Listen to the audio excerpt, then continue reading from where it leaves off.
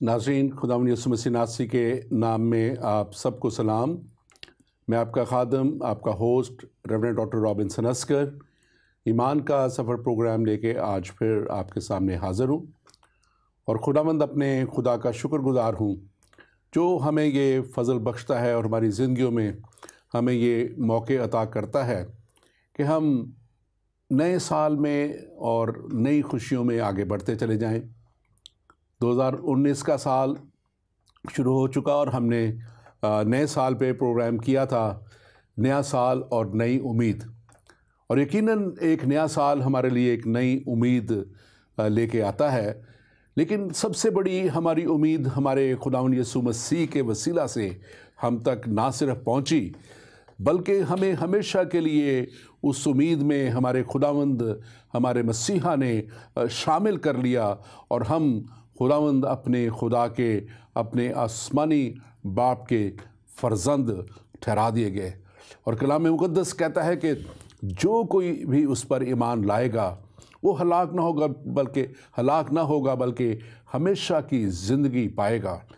और वही हमेशा की ज़िंदगी देने के लिए यीशु मसीह नासरी इस दुनिया में आए और उनका जब नाम रखा गया और उनका जब ख़तना किया गया यहूदी रवायात के मुताबिक, तो वो 8वां दिन था और वहाँ से ये नए साल की इब्तिदा शुरू हुई।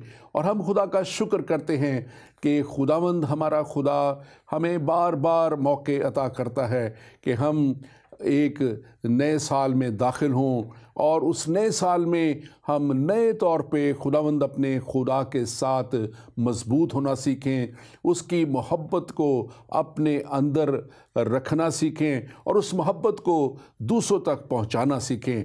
और खुदावंद का कलाम हमारे लिए जैसे उसके कलाम में लिखा हुआ है, हमारे कदमों के लिए चिराग और हमारी राह के लिए रोशनी है। और वही रोशनी हमें इस जगह तक ले जाती है कि हम जान सकें और पहचान सकें और उस राह पे चल सकें जिस पे खुदावंद हमारा खुदा हमें देखना चाहता है।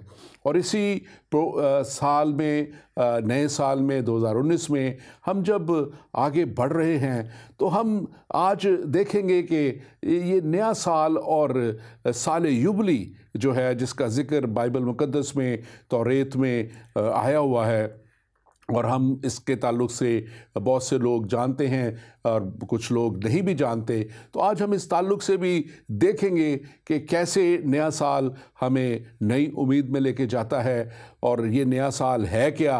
और फिर ये साल युबली जो है हम इसके ताल्लुक़ से भी मज़ीद जानेंगे और सीखेंगे कि क्या इसका उस वक्त के लोगों के लिए, यहूदियों के लिए इसका क्या एक इसकी जो अहमियत थी इस दिन की, इस साल की, और कैसे इस साल का वो इंतज़ार करते थे ताकि वो मुख्तलिफ़ तरीक़ों से आज़ाद हों और उस आज़ादी को हासिल करें जो उन्हें साल युबली में मिलती थी। इस ताल्लुक़ से आज हम बात करेंगे और फिर हम ये भी बात करेंगे कि कैसे हमें खुदावंद हमारे मसीहा ने ये फ़ज़ल बख्श दिया कि अब हम किसी वक्त भी उसकी ना सिर्फ नई उम्मीद में आगे बढ़ सकते हैं, नई ज़िंदगी में आगे बढ़ सकते हैं, बल्कि हम कैसे उस हमेशा की ज़िंदगी को हासिल कर सकते हैं जो शायद साल युबली कभी भी नहीं दे सकता था। लेकिन आज हमारे मसीहा के वसीला से और उस फ़ज़ल के वसीला से जो हम पे हो गया, दुनिया पे हो गया, ये हमारे लिए मुमकिन बन गया। और आज इस नए साल और साल युबली के ताल्लुक़ से बात करने के लिए मेरे साथ स्टूडियो में मौजूद हैं doctor Akhtar Anjeeli. Doctor Akhtar Anjeeli, welcome to the show. आपको हम वेलकम करते हैं। नासिर, डॉक्टर अख्तर अंजीली पहले भी हमारे साथ बहुत से प्रोग्रामों में आ चुके और मैंने पहले भी तारुफ में बताया कि ये पेशे के लिहाज से मेडिकल डॉक्टर हैं, लेकिन खुदावंद के कलाम पे एक गहरी नज़र रखते हैं और गहरा मुशाहदा है इनका, और इन्होंने किताबें भी लिखी हैं इस ताल्लुक़ से, और हम खुदा का शुक्र करते हैं। डॉक्टर अख्तर अंजली, आप इस ताल्लुक़ से मज़ीद कुछ बताना चाहें अपने ताल्लुक़ से, अपनी मिनिस्ट्री के ताल्लुक़ से? Thank you very much doctor साहब।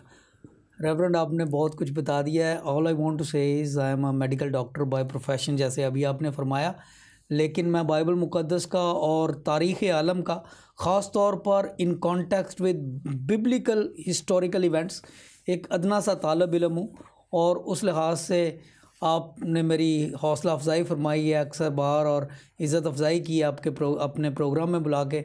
आई am very please to be here with you today. Thank you very much doctor Anjali, और हम भी आपके लिए खुदावंद का शुक्र अदा करते हैं। और मैं ख़ास तौर पे जब आपकी उस किताब को देखता हूँ जो जहाद और सूफीज़म और जहाद के ऊपर है, तो वो एक बड़ी अच्छी आपने उसमें सारी बातों को तफसीलन बताया है, और ज़रूर मैं अपने नाज़रीन से भी कहूँगा कि वो इस किताब को पढ़ें, सूफीज़म और जहाद, और आपसे भी वो रब्ता कर सकते हैं, और आपको गूगल भी करके और अमेज़ॉन से मिल सकती है।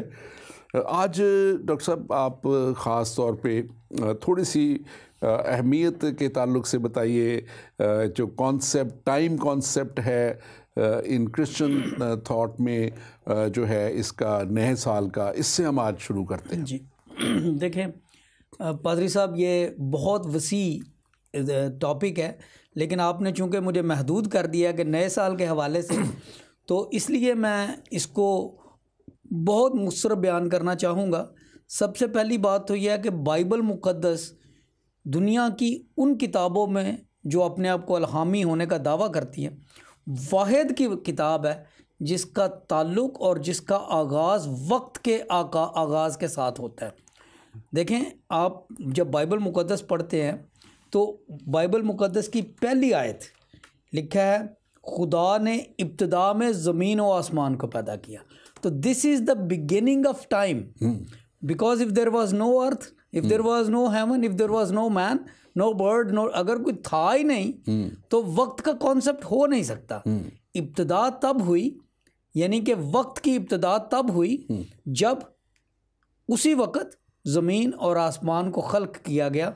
और फिर बाइबल मुक़द्दस की एक और ख़ूबसूरत बात यह है कि वक्त के लिहाज से सबसे पहली चीज़ जिसको नापने तोलने का ज़िक्र किया गया वो वक्त है। मिसाल के तौर पे बाइबल ने ये नहीं कहा, बाइबल मुक़द्दस में ये नहीं लिखा कि तुमने ज़मीन नापना है और उसके लिए मैं ये पैमाना बना रहा हूँ, नहीं।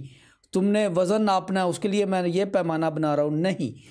बाइबल मुक़द्दस में लिखा है कि वक्त को नापना और उसके लिए मैंने पैमाने क्या बनाए हैं। ये बड़ी खूबसूरत आयत है, पैदाइश पहला बाब और उसकी 14वीं आयत। और खुदा ने कहा कि फ़लक पर नैयर हों कि दिन को रात से अलग करें, और वो निशानों, ज़मानों और दिनों और बरसों के इम्तियाज़ के लिए हों। Within 14 versus Lord God is establishing the importance of time, beginning of time, importance of time and the way of measuring time. कैसे? नैयर अकबर, नैयर असगर, जिनको हम आप आम जुबान में हम चांद और सूरज कहते हैं। हाँ। दो बड़े नैयर बनाए, यानी सूरज को बनाया, चांद को बनाया। क्यों? इसलिए ताकि वो निशानों, ज़मानों, दिनों और बरसों के इम्तियाज़ के लिए हों। तो पादरी साहब, आप देखें यहाँ पे हम जिस खुदा की इबादत करते हैं उसके लिए वक्त की इतनी अहमियत है कि पहली आयत बाइबल मुक़द्दस की वक्त के आगाज़ को ज़ाहिर करती है। पहले बाब की 14वीं आयत जो है वक्त को नापने के लिए आगाज़ करती है। और इसलिए क्योंकि हमारा खुदा ज़मानों का खुदा है, निशानों का खुदा है, दिनों का खुदा है, सालों का खुदा है, बरसों का खुदा है, सदियों का, ये जितने दायरे वक्त के बनते जाते हैं हमारा खुदा उन सब का खुदा है। Because time begins with God and him creating it. तो क्रिश्चियनिटी में इसकी इम्पोर्टेंस ये है, अगर आप थोड़ा सा आगे चलें तो जो कुछ भी हुआ वो वक्त पे हुआ। खुदावंद यीशु मसीह ने कई बार अपनी मिनिस्ट्री में फरमाया कि मेरा वक्त अभी नहीं आया, या फिर मेरा वक्त आ गया है, या ये तेरा वक्त है तू कर ले। अब बाइबल मुक़द्दस में वो तमाम हवाले नहीं बताना चाहता, जो लोग बाइबल से इंजील से वाकिफ़ हैं उन्हें समझ आ रही है कि मैं किस तरफ इशारा कर रहा हूँ। So everything has time in Christianity, और जो फिज़िकल टाइम जिसको फिज़िक्स में टाइम स्पेस कंटिन्यूम कहते हैं। डॉक्टर साहब ये भी एक बड़ी खूबसूरत बात है। सबसे पहली चीज़ जिसमें आइंस्टाइन ने अपने आप को एक बहुत बड़ा फिजिक्सदान बनवाया, वो ये था कि टाइम और स्पेस दो अलग चीज़ें नहीं हैं, ये कंटिन्यूम है, कंटिन्यूटी है। और उन्होंने इस बात को कहाँ से लिया? क्योंकि इब्रानी ज़ुबान का लफ्ज़ जो टाइम और स्पेस के लिए इस्तेमाल किया गया जेनेसिस 1:1 में, वो एक ही है। स्पेस एंड टाइम के लिए the Hebrew word is same. तो आपका सवाल जो है ये बहुत वसी है। मैं इस बात को यहाँ पे ख़त्म करना चाहता हूँ कि अगर हम खुदा की बरकतों और खुदावंद यीशु मसीह की ज़िंदगी को समझना चाहते हैं तो we need to respect the concept of time as it is given to us in Bible. बिल्कुल। जब हम इसको आपने क्योंकि आज बड़े अच्छे तरीके से एक डिफरेंट अंदाज में इसको थोड़ा सा बयान किया और बड़ा अच्छा बयान किया, तो मैं चाहूँगा आप थोड़ा सा जो इसका हिस्टोरिकल पर्सपेक्टिव है कैलेंडर का और सालों का जो है उसको भी जूइश फोकस के साथ साथ, और फिर उसके बाद जो ग्रेगोरियन कैलेंडर आया, ग्रेगोरियन कैलेंडर के साथ हमने पहले भी इसको बयान किया था, लेकिन मैं चाहूँगा आप इसको थोड़ा और तफसीलन थोड़ा सा हमें बयान करें कि इसका कैसे आप इसको सारे हिस्टोरिकल पर्सपेक्टिव में देखते हैं। बिल्कुल डॉक्टर साहब, इस वक्त दुनिया में तकरीबन 50 कैलेंडर चल रहे हैं और हर कैलेंडर का आगाज़ किसी ऐसी इवेंट से होता है जो उस कौम के लिए या उस कबीले के लिए या उस मुल्क के लिए बहुत ही बड़ी अहमियत रखती है। इसी तरह से जब हम जूइश कैलेंडर या हिब्रू कैलेंडर को देखते हैं तो हिब्रू कैलेंडर का आगाज़ दरअसल उस बड़ी इवेंट से हुआ है जिसे हम खरूज कहते हैं। बाइबल मुक़द्दस की दूसरी किताब तौरात शरीफ की दूसरी किताब को खरूज यानी एक्सोडस कहा जाता है। ये वो वाक़या था, हिस्टोरिकल वक़ूआ है, जब हज़रत मूसा अपने लोगों को बनी इसराइल को लेकर फ़िरौन की सल्तनत को छोड़कर तो मुल्क कनान की तरफ चले। अब ये सारा वाक़या हमारे पास वक्त नहीं है, लेकिन मैं सिर्फ रेफरेंस बता रहा हूँ। खरूज 12 बाब में लिखा गया है और वहाँ पर खुदावंद ने मूसा से कहा कि जिस रात तुमने वहाँ से निकलना है वो रात 14वीं की रात होगी। ये बात बिल्कुल वाज़े तौर पर खरूज 12 बाब की 10वीं आयत में लिखी हुई है, बल्कि 6ठी आयत से शुरू होती है। 6ठी आयत में लिखी हुई है कि वो 14वीं की रात होगी। और फिर लिखा है कि उस दिन फसा का बड़ा ज़बा होगा, 14वीं की रात होगी, और बड़े वाज़े तौर पे लिखा है कि ये महीना तुम्हारे लिए महीनों का शुरू और सालों का शुरू यही साल होगा। और वहाँ से यहूदी कैलेंडर का आगाज़ हो जाता है। यानी कि जब बनी इसराइल ने मिस्र से हिजरत की, that was year 1 for the जुडे कैलेंडर देन।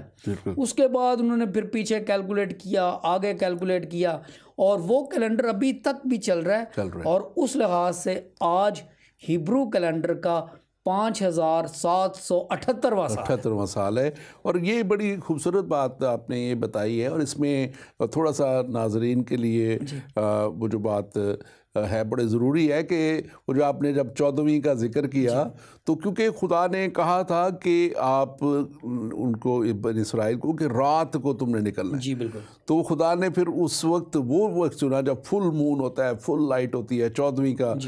क्यों बाज़ लोग कह सकते हैं क्यों 14वीं, तो उसका देखिए खुदा ने पूरी एक प्लानिंग के साथ उनको सब चीज़ दी। और खुदा के काम जो हैं मैं हमेशा कहता हूँ कि बड़े एक प्लान्ड काम होते हैं। They always have a reason.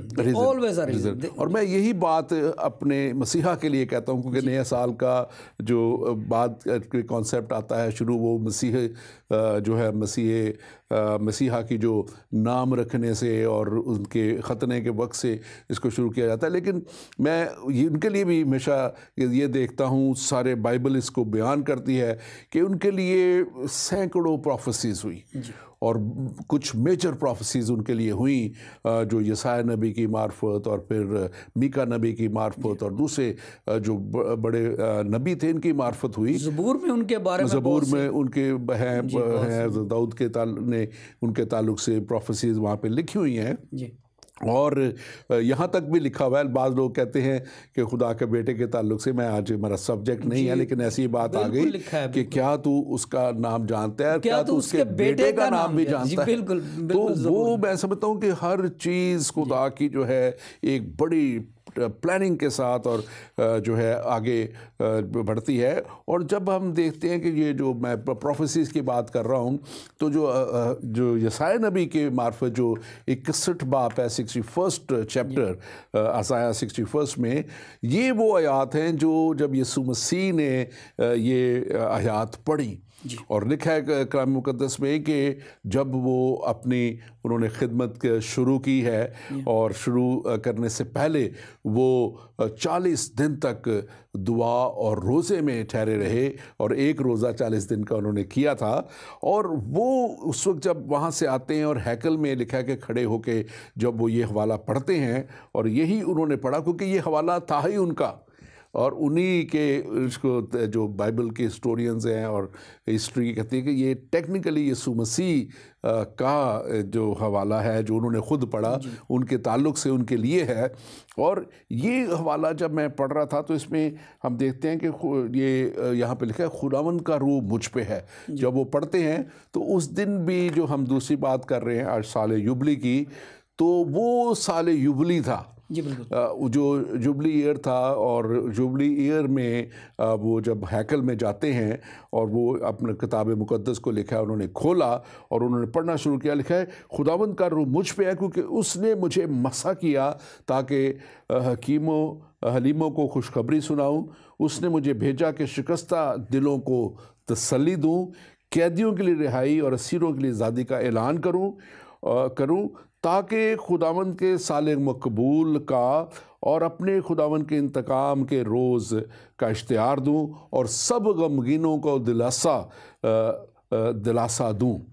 तो ये इसमें बहुत सी बातें हैं, लेकिन आज हम बात इसमें से इस हिस्से पे जब कर रहे हैं साल मकबूल पे, तो ये साल मकबूल जो है ये जो जुबली ईयर है इसके ताल्लुक से यीशु मसीह कह रहे हैं ताकि मैं खुदावंद के साल मकबूल का जो है वो इश्तिहार दूँ। तो इश्तिहार देने की बात कर रहे हैं। आगे खुदावंद के इंतकाम के रोज़ का भी है, वो डे ऑफ द लॉर्ड, उस पर हम किसी वक्त ज़्यादा प्रोग्राम करेंगे। लेकिन साल मकबूल को आप ज़रा थोड़ा सा इस ताल्लुक से ज़रा इसकी बैकग्राउंड, इसकी हिस्ट्री थोड़ी सी हमें ज़रूर बताएं जो है। जी पर साहब, इसमें मैं थोड़ी सी अपनी डिस्कशन को थोड़ा सा पीछे ले लीजिए। बिल्कुल हाँ जी बिल्कुल। वो ये था कि जैसे हिब्रू कैलेंडर की हमने थोड़ी सी तशरीह की है, तो जो अभी का कैलेंडर चल रहा है, हाँ जिसको हम ग्रिगोरियन कैलेंडर कहते हैं, आम लोग उसे क्रिश्चियन कैलेंडर कहते हैं। हाँ जी। आजकल जो लोग क्रिश्चियन लफ्ज़ से थोड़े से एलर्जिक हैं वो इसको कॉमन कैलेंडर कहना उन्होंने शुरू कर दिया। हाँ जी।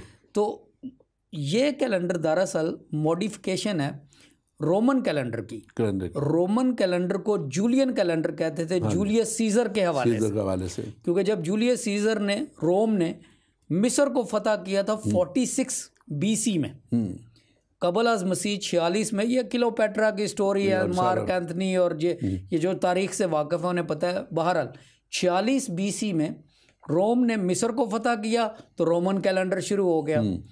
तो उस वक़्त के बाद भी रोमन कैलेंडर ही चलता रहा, हत्ता के 1582 में 1582 में पोप ग्रेगरी 8 ने इसको रीएडजस्ट करके तो खुदावंद यीशु मसीह की ज़िंदगी को, उनकी बर्थ को इसके साथ सेंटर बनाया। और फिर उन्होंने वहाँ से जो कैलेंडर शुरू किया जिसका आज 2019 चल रहा है, 2019 चल रहा है। हिब्रू कैलेंडर का आज 5778 चल रहा है। इसलिए मुख्तलिफ कैलेंडर्स हैं। रोमन कैलेंडर अब ख़त्म हो गया क्योंकि that has been replaced by Gregorian calendar. अब आपने जो बात फरमाई है, मुझसे सवाल किया है कि मैं थोड़ा सा इशारा दूँ, एक्सप्लेनेशन दूँ युबली कैलेंडर के बारे में, युबली के बारे में। युबली का साल जो है इसका ताल्लुक हिब्रू कैलेंडर से है, जिसका हम पहले जिक्र कर चुके। बिल्कुल। हिब्रू कैलेंडर में ये था कि खुदावंद ने एक निज़ाम बनाया था कि उसके लोग हर 7वें दिन आराम करें।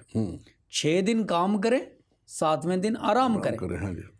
इसलिए क्योंकि दुनिया को 6 दिन में खलक किया गया, खुदा ने 7वें दिन आराम किया। वो उसके लोग थे, वो भी 6 दिन काम करें, 7वें दिन आराम करें।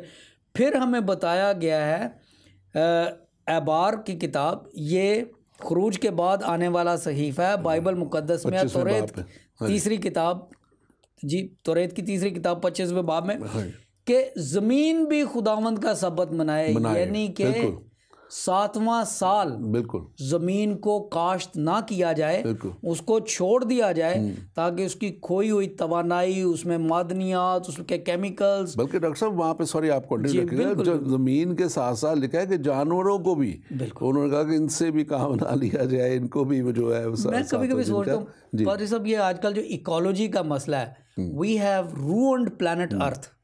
हमने इसको ओवर ग्रेजिंग की है, ना सिर्फ ओवर ग्रेजिंग की है, ओवर प्रोड्यूसिंग की है, ओवर फेलिंग की है, इसके खादें डाल डाल के बीच में से ज़मीन को सत्यानाश कर दिया। लेकिन खुदावंद का निज़ाम ये कभी भी नहीं था। बिल्कुल खुदावंद का निज़ाम ये था कि हर 7वें साल ज़मीन को छोड़ दिया जाए, ताकि वो अपनी ताकत, अपनी तवानाई को बहाल कर सके। और पादरी साहब फिर इसके ऊपर एक और ख़ूबसूरत बात यह है कि जब ये 7 साल हो जाते थे, यानी कि ये अब 7 का साइकिल है, 7 साल, 7वां साल ज़मीन को छोड़ दिया, फिर 7 साल, 7वें साल ज़मीन को छोड़ दिया, फिर 7 साल और 7वें साल ज़मीन को छोड़। जब ये 7 इस तरह के साइकिल पूरे हो जाते थे, तो फिर हम बनते हैं 7 × 7 49, 49। तो साल 49 के बाद जो अगला साल आता था, 50वां साल, उसको कहते थे यूबली। और मैं इसमें बल्कि आपके साथ साथ आगे हम बढ़ेंगे, क्योंकि ये वो 7 सालों को उस वक्त के हिसाब से यहूदी जो है शमीता ईयर कहते थे, और शमीता 7 ईयर, और 7 शमीताज के बाद जुबली का जो 49 के बाद जो अगला साल होता था 50वां साल, क्योंकि 49 ईयर तक तो 7 शमीताज हो जाते थे, और 7 शमीताज के बाद जो इसका है 50वां साल वो जुबली ईयर होता था। और फिर जो खुदावन की तरफ से जो पहले से 7 सालों के बाद ये था कि जो कुछ फसल उगे वो 7वें साल में उसको उगा रहने थे, उसको तोड़ा ना जाए, सब कुछ रहने दें, और वो गुलामों के लिए और मुसाफिरों के लिए और दूसरों के लिए, चरिंद परिंद के लिए और जानवरों के लिए वो उनको आज़ादी हो, रेस्टोरेशन ऑफ नेचर तो ये उनके लिए हो। लेकिन जो 50th ईयर था, इसमें ख़ास तौर पे एक बहुत बड़ा काम जो था वो होता था, और वो क्या था कि ग़ुलामों को आज़ाद कर दिया, आज़ादी मिल जाती। अगर कोई भी ग़ुलाम है और वो इस जुबली ईयर में उसको आज़ाद कर दिया। अगर किसी की कोई भी जो जायदाद है, जो ख़ानदानी जायदाद है, अगर वो उससे चली गई है या गिरवी है या कुछ भी है, ज़मीन है, कुछ भी, वो उसको वापस दी जाती थी। इसी तरह बहुत सी, अगर ये अहबार 25 बाब देखें तो आप शुरू से आखिर तक इसकी काफ़ी आयात है, 50 से ज़्यादा आयात हैं।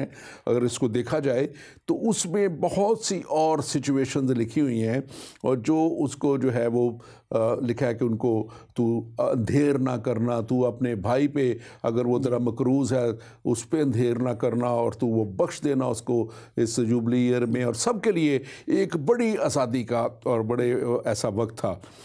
मैं जो इसको ख़ास तौर पे देखता हूँ, और हम उस पर बात थोड़ी देर के लिए करेंगे, कि ये एक वाक़या ही ऐसा वक्त होता होगा जिसके लिए लोग कितना इंतज़ार करते होंगे। उस वक्त का ग़ुलाम कितना इंतज़ार में होता होगा कि 50 साल आए, 50वां साल आए, ये जो जुबली ईयर आए, मैं आज़ाद हो जाऊँ। जिसका घर चला गया, ज़मीन चली गई, वो उसको जो है इंतज़ार होता होगा कि वो आए और मैं जो 50वां साल आए तो ये मुझे वापस मिल जाए। और ये सारी चीज़ें इसमें थी। और मैं इसको जब देख रहा था तो मैं बड़ा ये जो जहाँ से ये आज का ये टॉपिक मेरे अंदर जिसने जन्म लिया, वो ये था कि ये कितनी बड़ी बात थी उन लोगों के लिए। और इसको आप किस तरह इसको देखते हैं कि क्या इसका इम्पैक्ट उस वक्त के लोगों पे होता होगा, उनके जहन में क्या होता है, कि उनकी खुशी क्या होगी? आप इस ताल्लुक़ से ज़रूर बताइए। जी, जब बनी इसराइल को कनान में लाया गया तो तारीख़ और ख़ास तौर पे बाइबल की तारीख़ बाइबल के सहीफ़े हमें बताते हैं कि 12 कबीले थे, 12 कबीलों को ज़मीन अलाट की गई थी कि ये फ़लाँ इलाका जो है यहाँ से लेकर फ़लाँ जगह तक ये जद का है, यहाँ से लेकर यहाँ तक ये बनियामीन का है, यहाँ से लेकर यहाँ तक ये आशर का है। तमाम कबीलों के लिए ज़मीन दी गई थी सिवाय लावियों के। अब इसलिए क्योंकि लावियों की मिरास खुदावंद और उनकी हैकल की सारी जो चीज़ें थी वो थी। अब इसमें सोचने वाली बात ये है कि जिस तरीके से आज होता है कि जो गरीब हैं वो गरीब तर ही होते जा रहे हैं, जो अमीर हैं चूँकि उन्होंने कैपिटल गेनिंग या कैपिटल जनरेटिंग चीज़ों पे कब्ज़ा कर लिया है तो वो अमीर तर होते जा रहे हैं। तो इस निज़ाम में ये था कि अगर किसी से बीमारी की वजह से, काहली की वजह से, बेवकूफ़ी की वजह से, सुस्ती की वजह से, किसी भी वजह से अगर ज़मीन का एक हिस्सा छिन गया है या गिरवी रखना पड़ा है तो वो किसी और कबीले के पास चला गया। अगर वो 50 साल तक उसके पास रहेगा, अगले 50 साल में वो और ज़मीन ले लेगा इस तरीके से, तो वो तो कुछ कबीले बिल्कुल गरीब हो जाएंगे। ये एक निज़ाम था to bring back justice and restoration. अगर एक कबीले की ज़मीन किसी भी तरीके से उसका एक हिस्सा छिन गया है तो इस तरीके से यह है कि 50वें साल के बाद वो फिर उसी कबीले के पास चली जाती थी जिसकी ये ओरिजिनल ज़मीन थी या उसी शख्स के पास चली जाती थी। मैं इस पे हम आगे गुफ्तगू करते हैं। नाज़रीन, आप इस प्रोग्राम को देख रहे हैं और आपका अगर कोई भी सवाल है तो आप ज़रूर हमें कॉल कर सकते हैं। लाइव कॉल के लिए आपके स्क्रीन पे नंबर आएंगे, व्हाट्सएप नंबर भी आएगा, आप उस पर भी कॉल कर सकते हैं हमें। और आप जिस भी मुल्क में हैं, जहाँ भी आप इसको देख रहे हैं, आपका एक लोकल नंबर आ रहा होगा, आप उस लोकल नंबर पे भी हमें कॉल कर सकते हैं और हम आपके सवाल का जवाब देंगे। आप ज़रूर प्रोग्राम को हमारे साथ हर ट्यूसडे को, ये हमारा लाइव शो जो है पाकिस्तान के वक्त के मुताबिक 9 बजे शाम होता है और यूके के वक्त के मुताबिक शाम 4 बजे होता है और न्यूयॉर्क के वक्त के मुताबिक सुबह 11 बजे ये प्रोग्राम होता है। और इसकी रिपीट टेलीकास्ट जो है वो रात 9:30 बजे यूके टाइम के मुताबिक होती है और आप इस हिसाब से अपने वक्त को कैलकुलेट कर सकते हैं। डॉक्टर साहब, मैं जो बात कर रहा था आपसे और हम इस पे बात कर रहे थे कि ये एक जो जुबली ईयर की बात है, ये कितना खुशी का मौका और कितनी बड़ी खुशी की ये बात उस वक्त के लोगों के लिए होगी और कैसा वो उसको खुशी मनाते होंगे। ज़ाहिर है जिसके हाथ से कुछ चीज़ चली जा रही हो वापस, उसके लिए तो शायद खुशी ना हो, लेकिन उस शख्स की खुशी कितनी होगी जो आज़ाद हो रहा है, गुलामी से आज़ाद हो रहा है, उसको जिसको अपनी आबाई जायदाद वापस मिल रही है, ज़मीनें वापस मिल रही है। और बहुत सी इसमें चीज़ें हैं, अगर हम क्योंकि उसमें नहीं जा सकते ज़्यादा देर। और ये है कि इसके लिए एक वो नरसिंगा फूंका जाता था, जो वो कहते हैं ना, उसका वो जो था इसकी ख़ास तौर पे एक होली ट्रम्पेट भी उसको कहते थे और जो होली ईयर का एक ऐलान किया जाता था और ये वो शमीता ईयर 7 ईयर्स के बाद जब होता था। लेकिन मैं जो आज ख़ास बात करना चाहता हूँ, और ये हम देखते हैं कि ये तो एक उस वक्त के लिए, उस वक्त उन यहूदियों के लिए कानून था और वो बन गया और वो उस पर अमल भी करते रहे, लेकिन हमारे मसीहा ने हमारे लिए कितना बड़ा काम कर दिया। बिल्कुल कि ये जो जुबली ईयर है, कितनी खुशियाँ, शादमानियाँ, कितना बड़ा काम, आज़ादी, गुलामी से आज़ाद बाप मिलना, लेकिन जो असल चीज़ थी वो फिर भी बहाल नहीं। वो हमेशा की ज़िंदगी, खुदावंद खुदा के साथ वो हमारा रिश्ता जो एक आसमानी बाप का और बेटे का होता है, या हमारा जैसे क्योंकि यीशु मसीह ने खुद फरमाया था कि जब तुम दुआ करो तो यूँ दुआ करो, आए हमारे बाप। तो ये बाप और बेटे का रिश्ता या औलाद का और बाप का रिश्ता को, अगर बेटी है, बेटियां ये ना समझे कि उनके लिए नहीं, ये उनके लिए भी उतना ही है। तो कितना बड़ा रिश्ता था ये, इतना बड़ा जुबली ईयर और इतनी इसकी अहमियत, लेकिन ये उस रिश्ते को बहाल नहीं कर सकता था। नहीं कर सकता जी। और मैं जिस बात को ख़ास तौर पे जिसने मुझे उभारा कि इस पे प्रोग्राम किया जाए कि कितना बड़ा काम मसीहा ने पूरी दुनिया के लिए कर दिया। ये तो जुबली ईयर यहूदियों का था, ये तो वही मनाते थे, और वो ही इस पे ईमान रखते थे। लेकिन हमारे मसीहा ने क्या कहा कि मैं तमाम दुनिया के लिए आया हूँ, मैं इसलिए आया कि वो ज़िंदगी पाएँ और कसरत की ज़िंदगी पाएँ। और वो कसरत की ज़िंदगी जिसका हम नया साल मनाते हैं, जिस यीशु मसीह का, मैं देखता हूँ कि ये तो हमारी ज़िंदगी में उस शख्स के लिए हर रोज़ ही नया साल हो सकता है जो खुदावंद के पास आ जाए और उसकी ज़िंदगी का वहाँ से एक नया साल उस खुदावंद खुदा के साथ शुरू हो जाए, जहाँ पे वो अपने हकीकी खालिक और मालिक का जो है वो फर्जंद बन जाता है।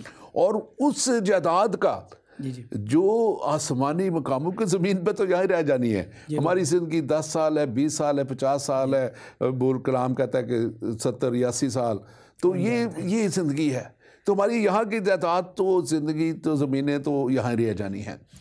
लेकिन जो हमारी असल जो है खुदा के पास मिरास वो तैयार की गई है आसमानी मकामों में, जहाँ पे we have to spend our eternity, जो हमेशा की ज़िंदगी जहाँ पे हमने गुजारनी है, उसके लिए हमने क्या किया है, उसके लिए हमारी क्या तैयारी है और उसके लिए कैसे हमें आगे तैयार होना है। आप, मैं चाहूँगा कि इस ताल्लुक़ से ज़रूर बात करें कि कितना बड़ा काम हमारे मसीहा ने इस ज़मीन पे आके कर दिया और कितना बड़ा खुदा ने, जैसे कलाम कहता है, वो आयत बड़ी खूबसूरत है इसलिए हम बार बार बोलते हैं, यूहन्ना 3:16 आयत, क्योंकि खुदा ने दुनिया से ऐसी मोहब्बत रखी कि उसने अपना इकलौता बेटा बख्श दिया ताकि जो कोई उस पर ईमान लाए, जो कोई भी किसी भी रंग, नस्ल, मज़हब, किसी भी खत्ते से हो, जो कोई भी उस पर ईमान ले आए हलाक ना हो बल्कि हमेशा की ज़िंदगी पाए। तो आप इस ताल्लुक़ से क्या कहेंगे जो ये सारी बात बिल्कुल मैंने की है? इसका पादरी साहब थैंक यू वेरी मच। आपने बहुत खूबसूरत तरीके से जुबली को खुदावंद यीशु मसीह की खिदमत और उनकी खिदमत के ज़रिए मिलने वाली बरक़ात जो हमारे लिए हैं उनका ज़िक्र किया। मैं एक बात का इशारा, बल्कि उसकी तफसील थोड़ी सी बयान करना चाहता हूँ। लफ्ज़ जुबली का मतलब है नरसिंगा, जो मेंढे का सींग होता है, नर सिंगा, यानी कि उस मेंढे का, क्योंकि वो नर होता है मेंढा, उसके सींग। तो जब जुबली की नाइट होती थी तो ये दरअसल योम कफ़ारा होता था। आजकल भी यहूदी योम किपुर मनाते, वो ब्लो करते। अच्छा, और ये भी 14वीं की रात होती है और जब शाम की कुर्बानी ख़त्म हो जाती है, क्योंकि यहूदी कैलेंडर में दिन का आगाज़ सूरज के डूबने के बाद हो जाता है। After sunset the next day starts, ठीक है ना। तो जो शाम की कुर्बानी होती थी, योम कफ़ारा होता था, मेंढा कुर्बान हो जाता था। उस मेंढे का जो उस दिन कुर्बान हुआ था, सींग लेकर उसको बरकत दी जाती थी और बाहर सरदार कहन आके उस मेंढे के सींग से, नरसिंगे से फूंक मारा करता था। And that was the beginning of the celebrations. अब उस वक़्त असल में खुशियों का समा बन जाता था, क्योंकि लोगों को पता था कि अब आज़ादी भी है, बहाली भी है, मलकियतें भी वापस मिल जाएंगी, हमारे जो ख़ानदान के लोग ग़ुलामी में हैं वो भी आ जाएंगे। तो इसी तरीके से जब खुदावंद यीशु मसीह ने अपनी कुर्बानी दी और पूरी दुनिया के लिए वो कफ़ारे का दिन था, खुदावंद यीशु मसीह की कुर्बानी हो गई, तो वो पूरी दुनिया के लिए जुबिलेशन, लफ्ज़ अंग्रेज़ी का जुबिलेशन जो है ना, वो असल में जुबिली से है। बिल्कुल, जुबिली। तो it was a day of jubilation, यानी कि हम सब खुश हुए हैं। जैसे आपने भी फरमाया कि हमारी आज़ादी भी तकमील को पहुंची, हमारी बहाली भी तकमील को पहुंची, हमारा आराम भी तकमील को पहुंचा। और ये 3 चीज़ें हैं जो जुबली के बुनियादी करैक्टरिस्टिक्स थे, ख़वास थे, आज़ादी, बहाली, आराम। और ये मैं समझता हूँ कि असल जो है हकीकी आज़ादी जो है जी, वो आज़ादी दुनियावी आज़ादी थी। वो आज़ादी शायद, जैसे मैंने पहले कहा कि वो जायदादों का मिल जाना वापस था, लेकिन हकीकी आज़ादी जो एक इंसान को मिल सकती है, किसी भी शख्स को मिल सकती है, वो हमारे यीशु मसीहा के वसीला से ही मुमकिन है, और वही वो हकीकी आज़ादी देता है। और यही कलाम बड़े वाज़े तौर पे नए अहदनामे में अगर आप जब आ जाते हैं, अनाजील के हिस्से में आ जाते हैं, तो रोमियो 8 बाब और उसकी पहली और दूसरी आयत बड़े वाज़े तौर पे कहती है, बस अब से जो मसीह में है उस पर सज़ा का हुक्म नहीं है। तो जब सज़ा का हुक्म नहीं तो क्या हुआ, वो उस हमेशा की ज़िंदगी का वारिस ठहरा दिया गया, और वो आज़ाद है, और वो उस पर सज़ा का हुक्म नहीं है, वो आज़ाद है, और वो उस हमेशा की ज़िंदगी में शामिल कर लिया गया है जो खुदावंद हमारे खुदा ने हमारे लिए उस बड़े प्लान के तहत। लोग इसको समझ नहीं पाते।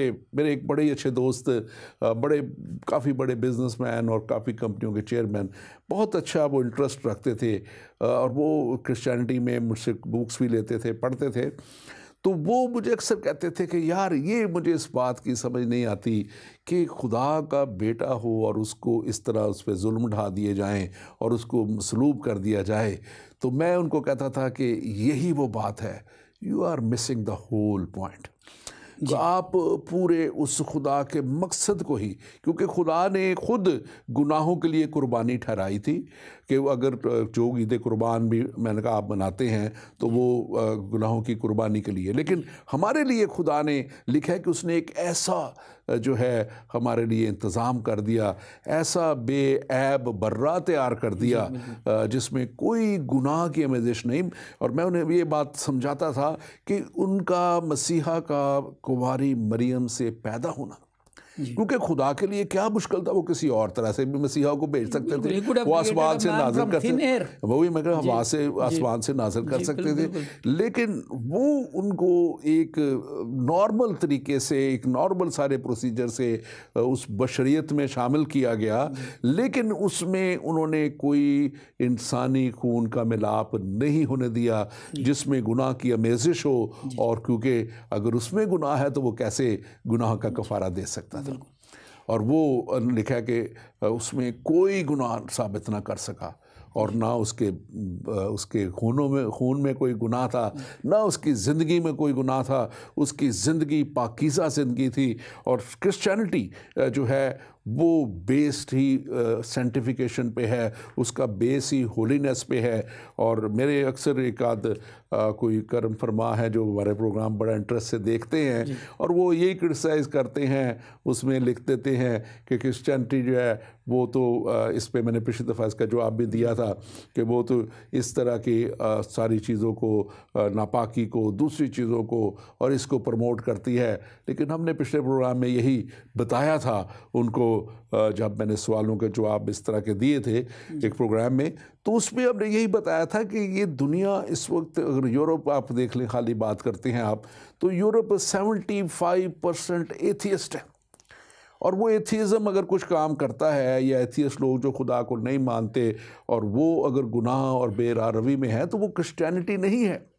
तो मैं चाहूँगा कि आप इस बात को ख़ास तौर पे, ये जो मसीह ने इस पॉइंट को पहले कि कितना बड़ा हमारे लिए काम कर दिया और हमें उस हमेशा की ज़िंदगी में शामिल कर दिया, ये हमारे लिए कितनी बड़ी, कितनी खुशी की बात है। और फिर ख़ास तौर पे मैंने दूसरा पॉइंट ये बयान किया। जी बिल्कुल पारी साहब, आपने एक दो बातें अभी फरमाई हैं, मैं उनको थोड़ा सा क्लियर करके तो फिर आपकी इस बात की तरफ आता हूँ। पहली बात तो ये जो हम पे या क्रिश्चियन सिविलाइजेशन पे एक इल्ज़ाम लगाया जाता है, जैसे आपने अभी फरमाया कि बहुत से लोग इस बात को बड़ा मुदल्लल समझते हैं कि हम क्रिश्चियंस को इस तरह से चुप करवा देते हैं कि जी यूरोप में तो शराब नोशी है, फहाशी है, फ़लाँ चीज़ें हैं, ये वो, और फिर वो फ़ौरन कहते हैं इस्लाम इस बात की इजाज़त नहीं देता, इस्लाम इस बात की इजाज़त नहीं देता। तो मैं कहता हूँ भाई, पाकिस्तान में जो कुछ हो रहा है, मसीहियत भी उस बात की इजाज़त नहीं देती।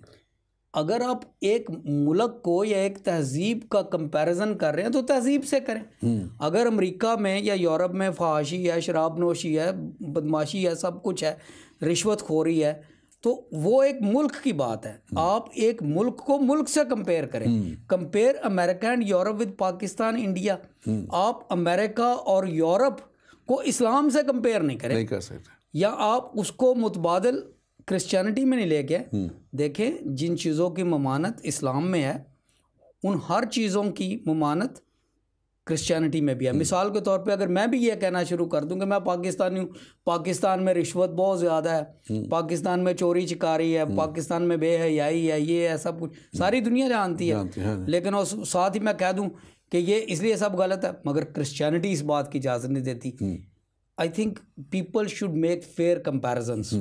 If you want to compare something like in what is happening in Europe, compare it with another country. If you are comparing religions, compare religions, ठीक है। अगर इस्लाम में इन चीज़ों की इजाज़त नहीं है तो क्रिश्चियनिटी में भी इजाज़त नहीं है। और अगर बेरारवी यूरोपियन और क्रिश्चियन मेजॉरिटी कंट्रीज़ में है, अगर उनको क्रिश्चियन मेजॉरिटी कंट्रीज़ कहा भी जाए, तो पाकिस्तान में और बाकी मुस्लिम ममालिक में भी है। I don't think that's a fair debate. और फेयर डिबेट ये है कि मज़ाहिब को आप अलग कंपेयर करें, बिल्कुल, सोसाइटीज़ को अलग कंपेयर करें, और फिर हमें बताएं कि यूरोप में ज़्यादा रिश्वत स्तानी है कि पाकिस्तान में ज़्यादा बदमाशी है कि यूरोप, यू नो। तो इन चीज़ों को हम जब कहते हैं कि जी देखें ईसाई हैं अमेरिका में, ईसाई हैं यूरोप में, और फ़ौरन हम कहते हैं वहाँ पे कितनी बेरारवी है, शराब नोशी है, ये इस्लाम इस बात की इजाज़त नहीं देता। मतलब यह है कि उसके साथ यूरोप के साथ आपने क्रिश्चियनिटी को दफन किया, and I think that's very unfair. पादरी साहब, this was a side line. हाँ बिल्कुल, बिल्कुल हम लेकिन I think that was an important side line from my point of view. अच्छा, अब आपने जो बात अभी कही थी कि खुदावंद यीशु मसीह ने किस तरीके से हमें आज़ादी दी है। खुदावंद यीशु मसीह का इस दुनिया में आना दरअसल तकमीले नबूवत, और एक नबूवत नहीं, 350 नबूवतों से ज़्यादा नबूवतें हैं जिनकी तकमील में खुदावंद यीशु मसीह आए। यसाया 61 बाब में हमने अभी पढ़ा था कि उसने मुझे, खुदावंद का रूह मुझ पर है, उसने मुझे भेजा ताकि मैं हलीमों को खुशखबरी और असीरों को आज़ादी की खबर सुनाऊं। इसी बात को खुदावंद यीशु मसीह ने जब दोहराया, उस किताब को पढ़ा इबादत खाने में खड़े होकर, तो उन्होंने यही पढ़ा, उसमें से वो मुकाम निकाला जहाँ पर यसाया की किताब में लिखा था, और फिर उन्होंने पढ़ा खुदावंद यीशु मसीह ने कि खुदावंद का रूह मुझ पर है इसलिए कि उसने मुझे गरीबों को खुशखबरी देने के लिए मसा किया है। उसने मुझे भेजा कि कैदियों को रहाई और अंधों को बिनाई, कुचले हुओं को आज़ाद करूं और खुदावंद के साले मकबूल की मुनादी करूं। यहाँ पे 5 चीज़ें हैं जिनका जिक्र है जो खुदावंद यीशु मसीह करते हैं। रूहानी तौर पर ये वो कामिल तस्वीर है जहाँ पे इंसान भटकता फिरता है। रूहानी तौर पर इंसान आज़ाद नहीं है। यहाँ पे लिखा है कि मुझे भेजा क्योंकि खुदावंद का रूह मुझ पर है कि मैं उन्हें आज़ाद करूं। It's a spiritual message. जी हाँ। फिर लिखा है कि मैं गरीबों को खुशखबरी दूं। हमें हर कोई आता है वो बुरी खबर ही देता है कि मर भी जाओगे तो कब्र में अज़ाब आ जाएगा। हाँ जी। मर भी जाओगे तो वहाँ पे भी फरिश्ते आ जाएंगे। जहन्नम में जाओगे वहाँ पे ये होगा वो होगा। हमें तो कोई अच्छी खबर नहीं देता। खुदावंद यीशु मसीह ने फरमाया कि मुझे इसलिए भेजा है कि मैं तुम्हें खुशखबरी दूं, इसलिए भेजा कि कैदियों को आज़ाद कराऊं। दुनिया ये दुनिया और इसके लोग कैसी कैसी कैदों में बंद हैं।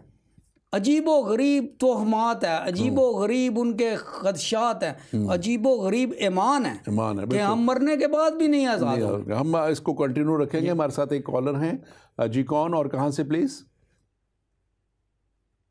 मैम मंडी बॉलदीन पंजाब से बात कर रहा हूँ। मोहम्मद नज़ीर नाम है मेरा। जी मोहम्मद नज़ीर साहब बोलिए, आपको वेलकम करते हैं हम अपने शो में। जी बोलिए। डॉक्टर साहब, मेरा ये सवाल है कि क्या भाई जो है हम चूँकि हज़रत ईसा अलैहिस्सलाम को अल्लाह का नबी मानते हैं और बंदा मानते हैं, आप हमारे नबी हज़रत मोहम्मद सल्लल्लाहु अलैहि वसल्लम को नबी और आखिरी नबी मानते हैं या कि कुछ और? Thank you very much. मैं आपके सवाल को अप्रिशिएट करता हूँ। आपने बड़ा अच्छा सवाल किया है। देखिए, आप जब इसको मानते हैं हमारे मसीहा को, तो वो आपके अकीदा में है, आपकी किताब में है, उनका ज़िक्र बार बार आया है। मैंने पिछले प्रोग्राम में एक में बताया था कि 25 दफ़ा से ज़्यादा ज़िक्र आपके अपने नबी का उस किताब में नहीं है जितना ज़िक्र यीशु मसीह का उस किताब में है। और फिर हज़रत मरियम का ज़िक्र है और कैसे वो उसको कहा गया है कि वो कुंवारी से पैदा हुए, जस्टिफाई किया गया है, बताया गया है।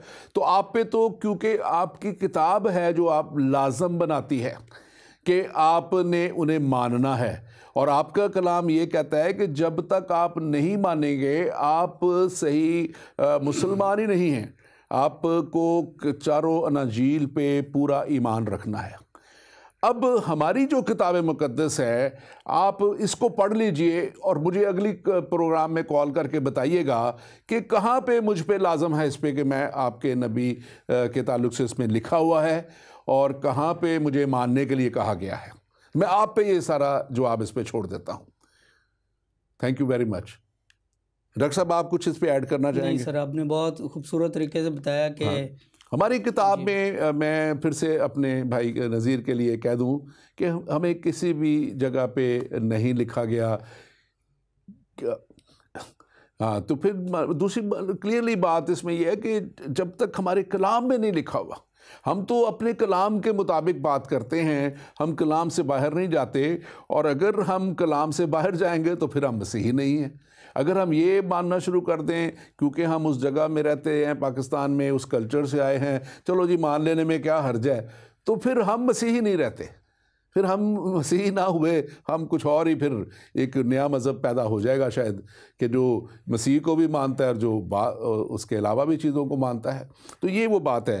डॉक्टर साहब आप वो बड़ी अच्छी आपने वो तकरीबन वाइंड अप कर ली थी बात जो थी आपकी, अगर उसमें कोई है पॉइंट तो बताइए। जी बिल्कुल, मैं उसी बात को थोड़ा सा आगे लेके जाना चाहता हूँ क्योंकि यहाँ पे 5 नुक्ते जैसे मैंने अर्ज़ किया था मौजूद हैं कि गरीबों को खुशखबरी के लिए मसा किया। फिर लिखा है उसने मुझे भेजा कि कैदियों को रिहाई दूँ, अंधों को बिनाई। अब ये बड़ी खूबसूरत बात है। अक्सर लोग इसका ये मतलब समझते हैं कि कैदियों को आज़ाद करना, वो लोग जो जैसे कैदों में जेलों में पड़े हुए हैं, कोट लखपत की जेल है जैसे, या इस तरह की जो जिस्मानी ये वो बातें नहीं हैं। These are spiritual, these are nuggets जिन्हें अबलीस की कैद में हैं, जो गुनाहों की कैद में हैं, जिनकी आंखें बंद की हुई हैं शैतान ने और वो हकीकत को नहीं देखते हुए नहीं देखते और बहुत से लोग हैं जो वो बाइबल पढ़ भी लेते हैं, उनको बीच में वो चीज़ नज़र नहीं आती जो बिल्कुल वाज़े लिखी हुई है। बिल्कुल वैसे ही है जैसे उनकी आंखों पर पट्टी बंधी है। खुदावंद यीशु मसीह ने फरमाया है कि देखो बाप के पास आने के लिए राह, हक और ज़िंदगी मैं हूँ। बाप के पास कोई नहीं आता सिवाय मेरे के। रास्ते के अलावा मंजिल पे कौन पहुँचेगा? वो पढ़ भी लेते हैं लेकिन उसके बावजूद फिर उनको पता नहीं क्या होता है कि वो इतने अंधे हैं कि उन्हें फिर लिखा है कुचले हुओं को आज़ाद करूं। और आखिरी बात जो 5वीं बात है वो खुदावंद के साले मकबूल की मुनादी करूं। अभी हमने अबार 25 बाब में पढ़ा है कि 7th शमीटा जो जुबली का साल था वो खुदावंद का साले मकबूल था। ये इस्तिलाह वहाँ पे उस बाब में मौजूद है। मैं इसलिए नहीं जा रहा वक्त की कमी की वजह से। यशाया नबी की किताब 61 बाब की तीसरी आयत में लिखा है साले मकबूल की मुनादी करूँ। यहाँ पर लिखा है साले मकबूल। साले मकबूल कौन सा साल था?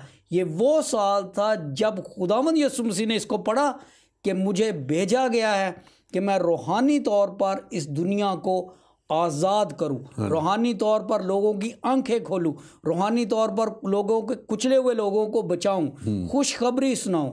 ये सारी चीज़ें जो this is the crux, this is the basis of Christianity. आमीन आमीन। जी जी जी, हाँ जी हाँ जी। और इसके अलावा हम अगर मज़ीद इसको देखना चाहें कि साले युबली जो है यानी the year of jubilee, the year of the ram's horn, खुदावंद के नरसिंगा फूंकने की आज़ादी। देखें हिब्रू कल्चर में नरसिंगा फूंकने का मतलब था आज़ादी। नरसिंगा फूंकने का मतलब था कि कुर्बानी कबूल हो गई है। नरसिंगा फूंकने का मतलब ये था कि जुबिलेशन शुरू हो गई है। क्रिश्चियनिटी में फिर ये हमें भी लिखा गया है जब खुदावंद यीशु मसीह दुनिया में आएंगे तो फिर नरसिंगा फूंका जाएगा। हम इसको मजीद कंटिन्यू रखेंगे। हमारे साथ एक कॉलर हैं जी, कौन और कहाँ से प्लीज़?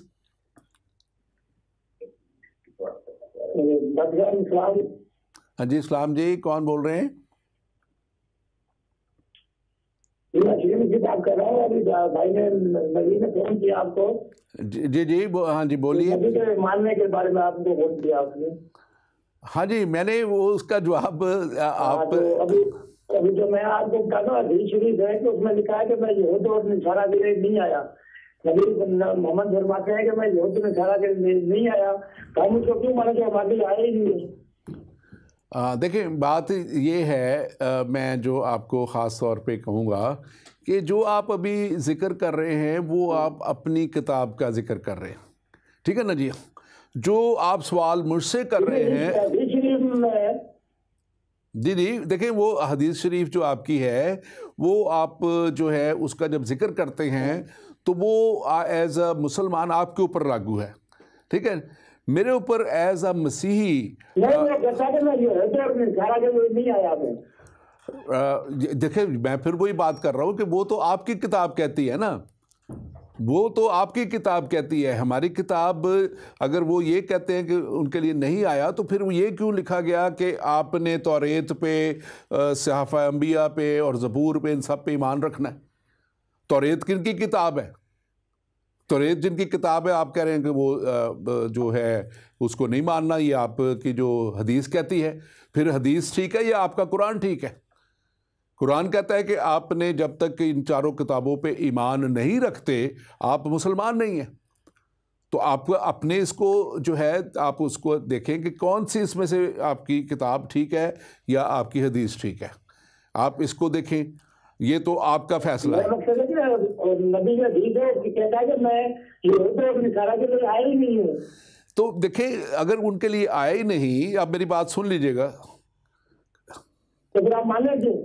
नहीं, अच्छा देखिए, ये वो बात है, ये जब यीशु मसीह की ताल्लुक से जो आप बात कर रहे हैं कि जब उन्होंने कहा तो ये वो वक्त था कि जब वो पहले उन्होंने बनी इसराइल के लिए, जब बनी इसराइल के पास वो आए तो पहले वो उनके पास गए, और जब बनी इसराइलियों ने और यहूदियों ने उनका कलाम रद्द किया तो फिर उसने खुद कहा, अगर यीशु मसीह ही ने कहा ना, जो सबसे बड़ा इरशाद आज़म है, जो इरशाद आज़म हम कहते हैं कि उनके सबसे बड़ा इरशाद है, कि उसने ये किसने कहा कि जाओ तुम सब कौमों में जाके इंजील की मुनादी करो और उन्हें बाप और बेटे और पाक रूह के नाम से बपतिस्मा दो।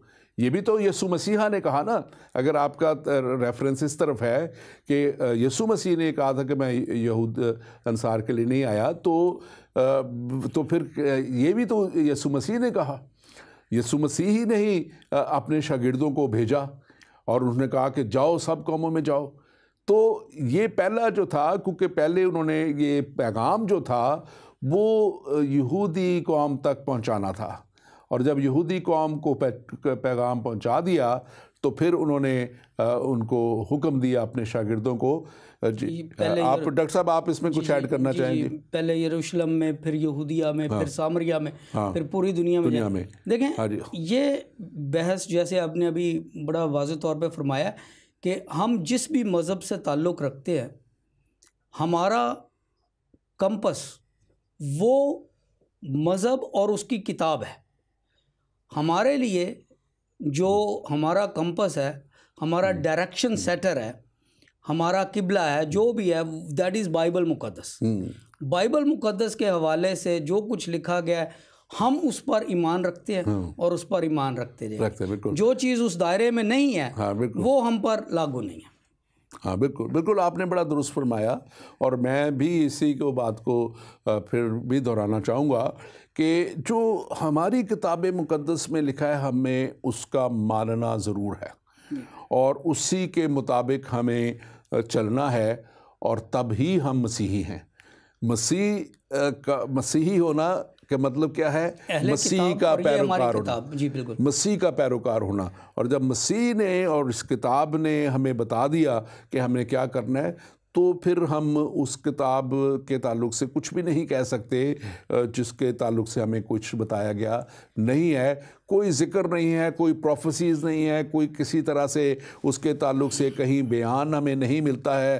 पूरी आप अगर उठा के देख लें, जो हज़ारों सालों के 1500 सालों में तो ये किताबें लिखी गई, उसके अंदर किसी नबी ने अगर कहा हो कि इसके बाद भी कोई आएगा और तुमने उसको भी मानना है, हमें किसी जगह कोई नहीं लिखा। जब मैं इसीलिए बार बार इस बात को कहता हूँ डॉक्टर साहब के मसीहा के लिए तो प्रोफेसीज मौजूद हैं, उनके लिए तो नबियों ने, मेजर नबी जो आए उन सब ने कहा, और सब ने कहा कि एक आने वाला है यीशु मसीहा, जो वो लिखा हुआ है कि वो दाऊद की असल और नस्ल से होगा।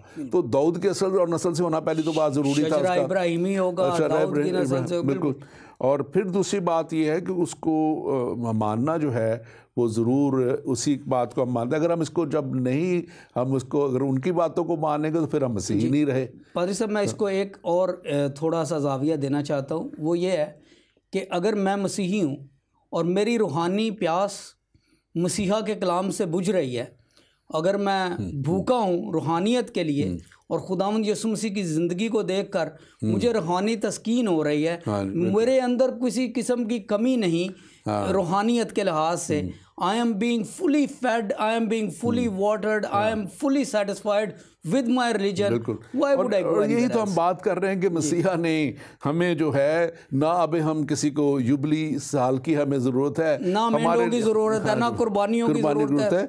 हमारे लिए मसीह ने वो रास्ता तैयार कर दिया कि अब हर दिन, जिस दिन भी कोई उसके पास आ जाए, मसीहा को कबूल कर ले, वो आज़ाद भी है, युबली साल वो आज़ाद भी है, वो बहाल भी हो गया, वो आराम भी पाता है। खुदावंद यीशु मसीह ने फरमाया था, आए बोझ से दबे हुए लोगों मेरे पास आओ, बिल्कुल। मैं तुम्हें आराम दूंगा। डॉक्टर साहब, गलतियों 5 बाब उसकी पहली आयत बड़े वाज़ेह तौर पे कहती है, मसीह ने हमें आज़ाद रहने के लिए आज़ाद किया। ब्यूटीफुल। बस कायम रहो और दोबारा गुलामी के जुए में ना जुतो। तो हम दोबारा गुलामी के जुए में नहीं जाना चाहते। हमें तो उस साल युबली से भी हमारे मसीहा ने आज़ाद कर दिया, हमें कुर्बानियों से भी आज़ाद कर दिया।